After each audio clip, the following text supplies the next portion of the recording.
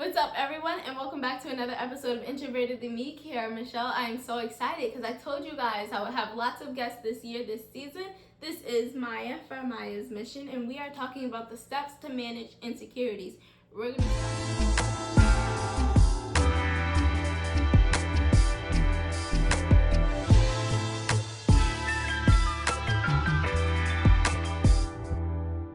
discussing both of our personal experiences with our insecurities. Maya? So hello everyone, again, I'm Maya. I have a YouTube channel called Maya's Mission where I talk about self-growth and a lot of similar content, so we thought we would do this collaboration. So I'm going to start by talking about my journey, and you guys would understand why this journey was so important to me and why I want to share this kind of content with people, because it was not easy. So just to give you a little bit of background, I grew up in Arizona, and the school where I went to, the area I was in, it was not a lot of people that looked like me. So for the majority of my life, like starting from elementary school, boom, getting bullied, getting called the words I'm not supposed to be getting called when I didn't even have the capacity to understand what that meant.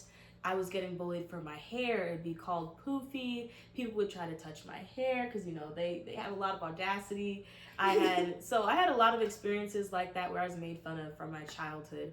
I was insecure with my skin tone. I'd be called too dark. I'd be called all the different kinds of names, even from people that looked like me. So even though that was very rare until high school, but I had insecurities in my skin tone, insecurities in my hair, insecurities in my body, because as I started to get older, you know, I had some curves, and my peers didn't necessarily have that, and I would feel bad, like, oh my gosh, I'm not skinny enough. And then I look back at pictures now and I'm like, Maya, you were so small, why were you insecure about that? But that just goes to show we can create a lot of that inside of our heads. We create a lot of the battles that we have. We do. We create it with ourselves. So it wasn't until, I would say, high school. Yeah, it wasn't until freshman year that I started to really start my self-care, my self-love journey, my confidence journey. So again, to give you a little bit of perspective, I used to straighten my hair a lot in middle school because I was insecure with my hair. And if I would have left it, my hair would have been flourishing. But this is the first time in like 4 years that I have my hair straightened. Usually it's curly, but so that was a major insecurity for me. And then again, I said my complexion. So when I joined marching band in high school, freshman year, and that really showed me that I have the power to turn my life around, to turn my circumstances around, and be more of a confident person. So I played saxophone in marching band. And I was really bad. I was really bad to the point where one of the coaches pulled me out of the practice and was like, you don't sound very good. Which I was just like, oh, okay. So that made me feel even more like insecure. Right. I was already a very shy person just because of the experiences that I had, the bullying experiences that I had. I never wanted to open my mouth. I never wanted to say what's on my mind.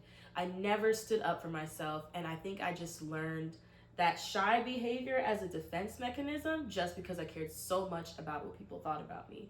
So I started to listen to those typical motivational videos on YouTube. One of the speakers I really liked is Les Brown. I highly encourage you guys to listen to him. He literally pulled me out of where I was, like the dark place that I was. And after listening to those videos, I got into the world of personal development. I started reading books, listening to audiobooks, really pushing myself, doing as much as I could to be motivated to become a better saxophone player. So you can have situations in your life where you can apply it to your actual lifestyle. Absolutely. So of course it was like, oh, I'm doing this for marching band, but this is the experience that I had that pushed me to apply this to other areas of my life. So after practicing every day, after listening to other great saxophone players, having inspiration, that's very important, having someone to look up to. I made it into the top band class, OK Wind Ensemble, and I was one of the co-section leaders of the saxophone section, which people didn't take me that seriously. We had a guy I was telling them like how to set up their warm-up, and the main thing that really helped me through this journey and through that time for me was journaling. Reflecting. If you don't journal, I feel like you're really missing out. Because for me, I really like writing. That's one thing that we have in common.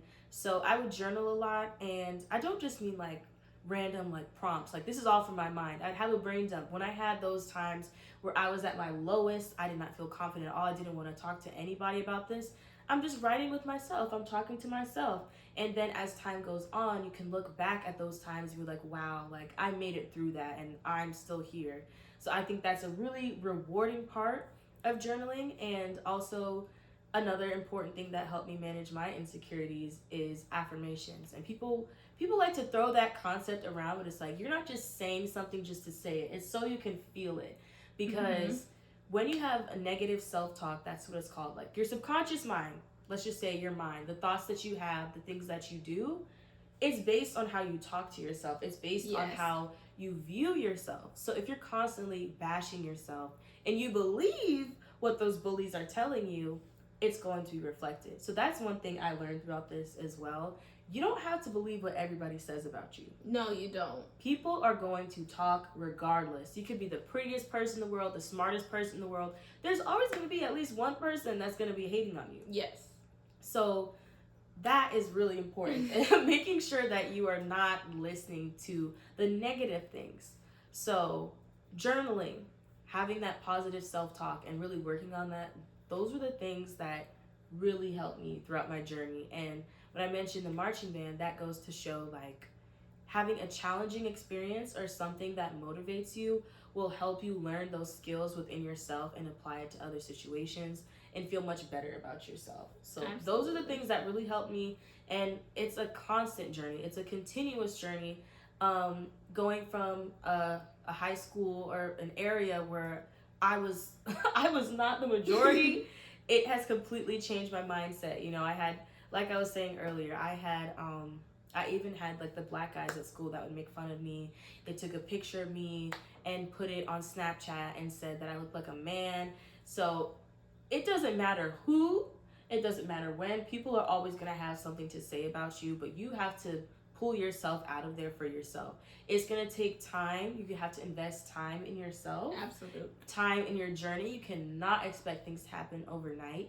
And another thing that helped me was going off of social media for a year, which is pretty hard to do in this day and age. I had to do that because I was constantly comparing myself. I was constantly looking at people's body shapes, looking at people's skin tones, their hair. Even we could even talk about texturism, because my hair, I have tight curls, yes, but then you see like the looser curl patterns. I felt some type of way about that. Yeah, and my curl pattern is like 2 different types. That's why I don't do it. And and it's not nothing is ever like a one size fits all kind of situation. So I had to get off of social media and realize, you know what, this is not real. If everybody would show every single moment of their lives, we would understand that. But everyone has their insecurities. Those models that you see on Instagram, they could be photoshopping, they could be having a breakdown before they took that picture. They could be, you know, we don't know what's happening behind closed doors. So I had to learn that for myself. And even now, I try to limit my social media use. If it's not seeing my friends, my family, something that inspires me, or I'm not creating content, I try not to just, just scroll through my phone. Try not to just be posting the post. Yeah, so those are all things that really helped me become who I am right now. And I'm happy to say that I'm a confident person. I'm working on my shyness. But like I said, it's continuous. There's always going to be something that you have to work on, but you have to be willing to do that. Like, always. Like for me, I got to the point where I was like, okay, this is an issue. I have people that are saying they don't even know that I'm there because I'm so quiet. I had all the racial stuff that happened to me. That was the main thing that made me realize, like, I need to feel good about myself because this happens everywhere. And I'm grateful that I had those experiences early on, because a lot of people have been like sheltered, like at an HBCU, they've been sheltered and they haven't had those experiences yet. So then, their journey might start after. So yeah, my journey, so I did get bullied all throughout middle school and high school, snake skin, alligator skin. I had to grow up with eczema, so people would see it. I didn't really, I was, okay, cool, great. I have bad skin, great. And then, okay, I'm not the best singer, but people still bullied me for getting the lead in a musical. That was in high school. I didn't start my journey until COVID. During COVID, I got dumped for a girl with lighter skin color than me. And I've also been ditched by another guy for a girl with a lighter skin than me. And so it got to a point in quarantine, and I'm like, enough is enough. I stopped looking in the mirror. I was like, this is not me. It's never been me, and why am I like feeling so bad about myself? I hated the way my stomach looked because both of them were skinnier than I was, like toothpicks. But like that's how I felt. They were skinnier than me. I was like, oh, they're lighter than me. So now I was insecure because I felt that I looked like the crazy black girl. Yes, it makes you question yourself. Am I good enough? I stopped looking in the mirror. I stopped getting on Instagram because on Instagram I'm seeing all these happy couple people, and I'm like, I don't want to see that. I feel you on that. I couldn't get on Instagram. I was huddled up in the basement of my dad's house for a good 6 months. And the thing is, they just let me be. And I'm like, y'all really okay with me sitting down here and all my insecurities? I felt like a loser. But see, you needed that self-reflection. Yes. So what I did, like her listening to her tapes, I started reading and I started coloring. I read this book called The 7 Habits of Highly Effective People. And in this book, the first thing said was think with the end in mind. It's like my end is I wanted people to know that I was confident in myself, that I love myself in everything that I do and everything that I did. And so that's what I did. I got myself up. I was like, okay, we're going to go to a job. We're going to apply for jobs. I got a job. And then after that, I was like, all right, college.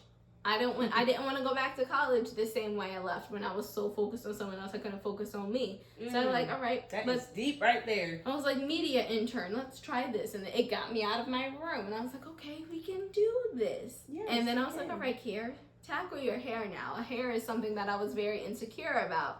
And I was like, okay, tackle your hair. What can you do that will make you feel good? I wear braids. Braids is my hairstyle. We know this. And then I looked myself in the mirror and I was like, there I am. So I think it all starts with you. Everything. Self-reflection, just trying something, realizing that you think with the end in mind. How do you want to be perceived to people? And so like she said, journaling. I journal, but I'm more of a quick sticky note kind of girl. And so I have an insecurities wall. I wrote everything down that I dislike about myself, and I say, you are beautiful because of this, or you will work on this because of this. And I think it helps. Write it down. Get it out your system. Don't keep it within you because it's a process. You don't have to write them all in one day. You can do one a day. Yeah, because I think the very first step in managing your insecurities is acknowledging that I need to work on. Is this something that's actually bothering me? And once I acknowledged it, I was like, okay, well, what can I do to feel better? That's when I got into the tapes. That's when I got into really journaling, writing poetry. Like I had poems that were from really dark times, but one, it was an expression for myself, and two, again, reflecting and acknowledging this is something that I need to work on. Absolutely. I needed to work on my shyness as well. I stayed in my room. I went to class, I got food, came back in my room freshman year. I was like, I want to live a better life than that. I don't want to be a hermit. Guys, we actually met 3 years ago. I didn't even know. We met 2 years ago and didn't know. Didn't know until this year. Yeah, that goes to show, that goes to show, like, I feel like I realized that my shyness was, like, blocking me from certain things, because it's just, the main thing with shyness, which is an insecurity as well, it's in your mind like anything else. It starts in your mind. You have these fears, and it's like, for me, I'm thinking of things that haven't even happened yet. Yes. And then I'm just like, okay, I'm just not going to say anything. I'm not going to talk to that person. Nope. I'm not going to leave my room. Yes. I don't want to look stupid. Oh, I don't have a good outfit. I'm not going outside. I'm not talking to anybody. Not a good outfit. Not wanting to sit by myself at games. You go from here to here to here to here, and it's just, you just get a whole list, and it's like, okay, so I'm going to just stay in my room because that's going to solve everything. And yet, it's like, yes and no. Recharge yourself, but don't hold yourself back because of fears that you have in your mind. Because you're blocking your own blessings. Like, you are your worst enemy. It's you versus you. Yeah. That is a quote that I read in one of the books that I read during that time. And I think that really shaped my experience too. Because I'm like, someone else being successful is not going to block me from being successful. Someone that looks in a way that is more praised, like, that is not going to affect me as long as you are confident. People feel your confidence. People see your confidence. And that is a new compliment that I've been getting. People are like, wow, your energy is amazing. And I'm like, really?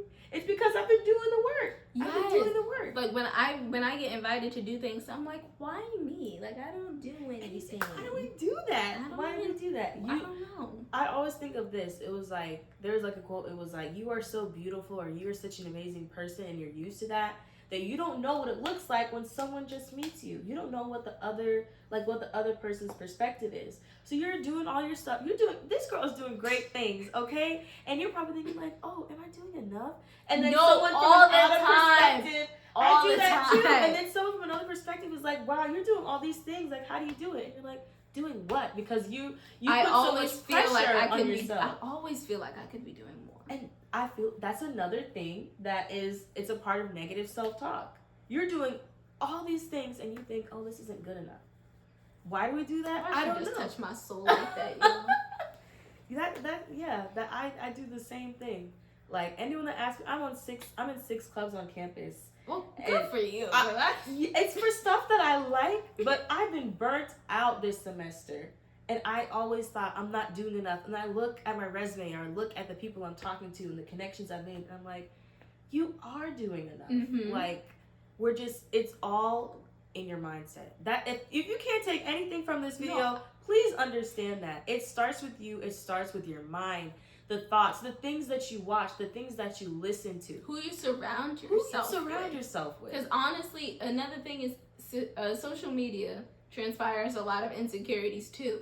And yes. I think even not even just your in-person life, but your social media should be surrounded by people that have the same values as you do, so that you can be real and transparent and not see all of the fake people on there. That's why you have to make adjustments. I took that break for a year, but there's so many different features on Instagram now. You can look at your favorites feed or something, or the people you're following. I had to unfollow a lot of people where I'm just unfollowing is necessary. I don't need to care. I don't care. If you're not motivating me or giving me tools or something, then I'm not going to be looking at your page all the time. And then I advise to think about, what is your social media for? I had to do that for mine. It's like, I'm not just posting to post anymore. If it's not about my blog, not about my YouTube, not about anything in the Bowie State Athletics Department, it's not getting posted. Mm-hmm. And that's exactly what you have to do. Mine is just more of like connecting with people, but also looking at content that inspires me or trying to inspire others and be transparent about my story. So I feel like, but I know some people are like, well, social media is like just kind of a getaway. And I understand that, but you'll realize if you only see it that way, you're going to start to feel the effects of it. It's really draining. And so that's why if I am posting that's outside of those 2 things, it's like, it's a fun special event. Mm-hmm. So right now it was my childhood friend's birthday. Mm-hmm. So I was like, of course I'm going to like post a video of us saying happy birthday. Like that's normal. Yeah. But I'm not going to sit here and post 20 memes all day. Like you just gotta find your balance. Like I like to do both. Well, not like 20 memes, but like the people that do that though, and I'm like, oh my God. I know you keep tapping their story. I'm like, you could be investing all that time into someone else. But that's another thing to understand. Some people are not gonna have the same mindset that we have. So sometimes I feel kind of weird too, because I was thinking like evaluating who I'm surrounding myself with. And it's like I can't blame them if they're not understanding what I'm doing. Like I had some friends that I don't really talk to anymore that would think I was doing YouTube as a joke, or they wouldn't support me. They couldn't simply repost a thumbnail or something. But it's like, if you see someone's working towards a vision, if I have a friend that's working towards a vision, I'm going to support them 100%. Because I need them to do that for me. Yeah. And if like they don't support you, or I've been called like fake, or like, oh, you're trying to be a celebrity, so you're gonna leave us behind. No, well, that just means you can't come with me. But that is a true insecurity of mine, though. But it's like, am I going to lose people over this? But guess what? When they're saying stuff to you like that, they're projecting their own insecurities. Oh my gosh, she's about to be successful and I'm not. Go work on yourself too. We can be successful together. That does not me doing something that has nothing to do with you is going to be completely different from your journey. Yes. So whatever you do, you're going to be successful in that. Don't be that person that projects their insecurities onto other people and feels threatened. Because we don't need that burden over here. We don't need that. There's already enough people that are trying to, mess up your flow. So, yeah, that's a really important thing. So let's recap how we manage our insecurities. We journal. Yes, we do. We start something new. Because it starts with you. You do your cleanse of people, reevaluate your life. That's what we got for you. Yeah, reflect. I forgot what I was going to say. Oh, wait, okay, retake. Reflect and think about how you think about yourself and how you're showing up, because people will feel that. And if you ever get frustrated, you can take a 5-second mental break and just be like, I am great. I have to say that to myself 50,000 Ooh, times those a deep day. breaths. Those deep breaths. Woosah. Yes, literally. I would just be like, okay. You're like, Let let me try this again. Let I me can try do this again. Yes. Well, this has been fun. For the second time, guys. It failed the first time. And yeah, it's okay, but guess what? Resilience. We got it. Well, this has been the episode of Steps to Manage Insecurities. We thank Maya for Maya's mission so much. Thank you been for having real. me. Bye.